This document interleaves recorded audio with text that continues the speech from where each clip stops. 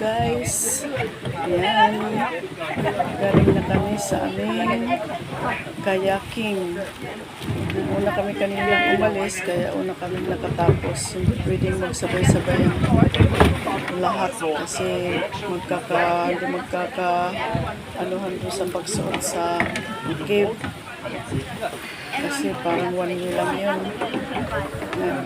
Kaya una kaming nakadaon. Yan.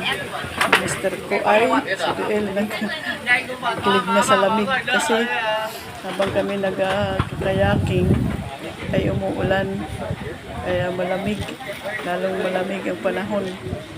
Yan. Meron din boating. Yung mga medyo ayaw ng kayaking na nagbuot sila. Yan ang boat. Mga matantanda na ayaw na magkayaking. Yan, dyan sila sasakay sa boat. Kami, yung iba dyan ay kararating lang sila naman magpupunta doon. Yung mga boat na yan, yung dyan sumasakay yung mga ayaw magkayaking.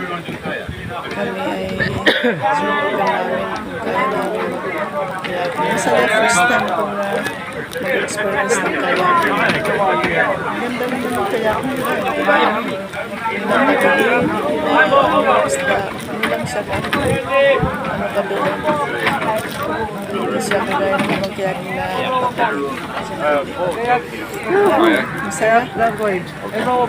Enjoy naman kami. Ayan, yung mga nakatapos na babalik na sa kanilang small boat para bumalik na doon sa cruise ship. Yung aming service na small boat yung ginagamit. Kanya-kanyang service. Hindi naman pwede kasi pumunta dyan yung malaking barko. Yan ang ginagamit. Nahila lang yan ng barko. Diyan kami sasakay niyan ng small boat. La Pandora Cruise.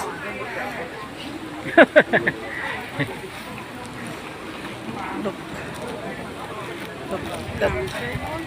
Yan. Masaya. Marami kami dyan.